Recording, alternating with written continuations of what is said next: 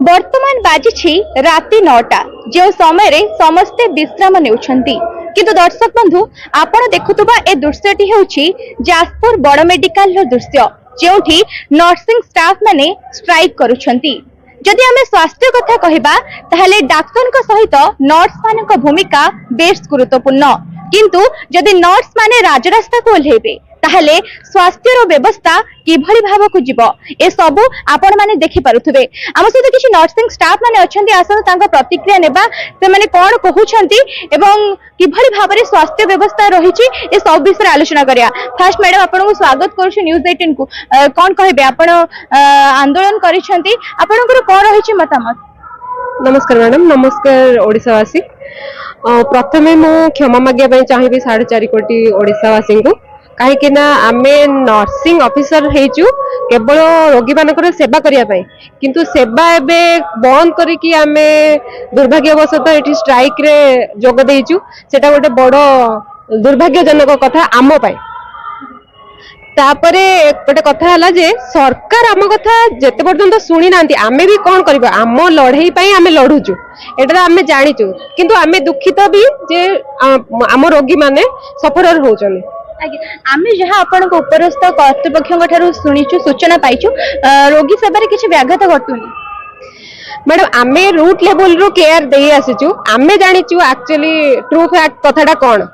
रोगी सेवा कोठी व्याघात हो नाही माने कौन व्याघात होनी एइथबाई आम कर्तृपक्ष कहउचंती काहे ना आमे कॉम्पिटेंट आमे एग्जाम दे के आसी कि जॉइन करूचु आमे जानिचु जे कॉम्पिटेंट आउ इनकॉम्पिटेंट रो माने कौन इनकॉम्पिटेंट स्टाफ जो माने आउटसोर्सिंग हेले स्टूडेंट हेले से माने जदी काम करिवे आईसीयू हेला जेमिति कि इमरजेंसी हेला ओटी हेला सेठी जदी गोटे पेशेंट को गोटे student incompetent officer incompetent nursing officer handle करिवो पेशेंट रो भाग्य कोन सेटा सरकार ही बुझिबे सरकार ही जानुथुबे जे तांको भाग्य आगु कोन आमे कहि परिबुनी। आज्ञा निश्चित भाव में आपण जेमति सुनुथले एहा होची गोटे दुखर कथा केते राति हेलानी तथापि हम नर्सिंग ऑफिसर माने स्ट्राइक करिछन हम सहित आउ जणी दीदी अछंती तांकर प्रतिक्रिया नेबा। मैडम कोन कहबे राति आसी कि 9टा हेलानी तथापि आपण एपर्यंत घर को न जाई एबे स्ट्राइक करछंती कोन रहिछि आपण को दुख। गत 3 दिन हबो कि आज 4 नंबर दिन आपण माने समस्ते समग्र ओडिसावासी भी जानि सारिबनी हम विषय वस्तु कोन तो मो माने आमे हम पूरा होल संघ आमे सरकार को गोटे बस प्रश्न पचरुछु सरकार कोन निजे एई भलिया सेवा पाइबा को पसंद करिवे कि जेउठारे ट्रेनिंग स्टूडेंट माने आसी कि तांको सेवा देबे से माने सेतिके कॉम्पिटेंट नहोदे समस्त प्रकार सेवा से जोगे दे पारिबेनी। आज यदि सरकार पेशेंट मान को जागरे थांते से कोन एई सेवा पाइबा को पसंद करि थांते तो सरकार एम्पैथेटिक हुअंतु सरकार पेशेंट जागरे निजो को रखि के थर भाबंतु आम प्रति जहाँ भी अविचार होची जहाँ भी अन्याय होची सेटा आ चलिबो नै सोसाइटी जानो कम्युनिटी जानो समग्र लोक जानतु आम डिग्निटी पई आमे लढौचु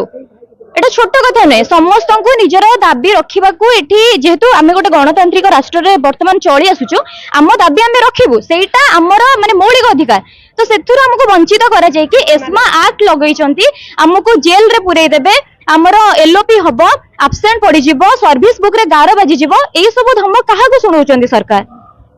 एई सब काइंडली बंद करंतु कहीं ना सरकार जदि तांको जिद्रे अटल आमे भी आम जिद्रे अटल आम संघ जहाँ निष्पत्ति नेबे आमे सेही हिसाब रे काम करिवो जेते दिन जाए आम संघ न कहिछि आमे आंदोलन रु ओहरिबो नै तो पेशेंट मानकर जहाँ भी लॉस सेति पई सरकार ही दायी आमे बार बार एक कथा कहूछु पेशेंट मानकर जहाँ भी क्षति हबो केवल तार उत्तर केवल गवर्नमेंट देबे।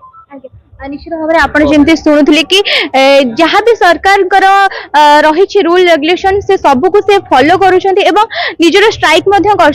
तथापि आम आउ जन सहित प्रतिक्रिया ना भाई कौन कहे आप कौन दुख रही कहीं स्ट्राइक कर ऑलरेडी आमर अगस्त 23 तारिख रे आमे अगस्त 23 तारिख पूर्व आम कला बैच पिंधिलु एवं आंदोलन करूँ अगस्त 23 तारिख लोयर पीएमजी रे जे आंदोलन करूँ सेठी हमको सरकार डाकी प्रतिश्रुति देते जे तुम डिमांड गुड़ाक जस्टिफाइड तो खूब शीघ्र पूरण करा जिवो एवं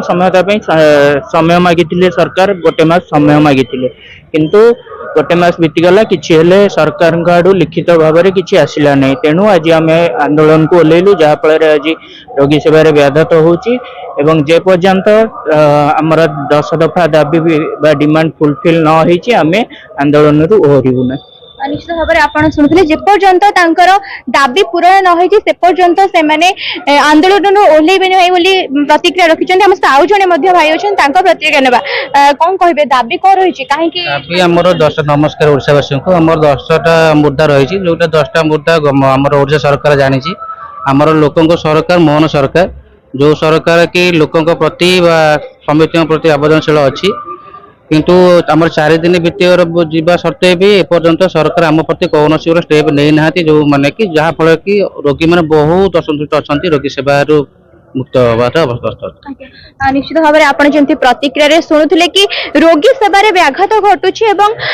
ରୋଗୀମାନେ ଠିକ ଭାବରେ ସେବା ପାଇପାରୁନାହାନ୍ତି ଏବଂ ଦେଖିବାକୁ ବାକି ରହିଲା ଆଉ କେତେ ଦିନ ଏଭଳି ଭାବରେ ସେମାନେ ଷ୍ଟ୍ରାଇକ୍ କରିବେ ଏବଂ ସରକାର କେବେ ସେମାନଙ୍କର ଦାବି ଶୁଣୁଛନ୍ତି। ଯାଜପୁରରୁ ମନୀଷା ରାଉତଙ୍କ ରିପୋର୍ଟ, ନ୍ୟୁଜ୍ 18 ଲୋକାଲ।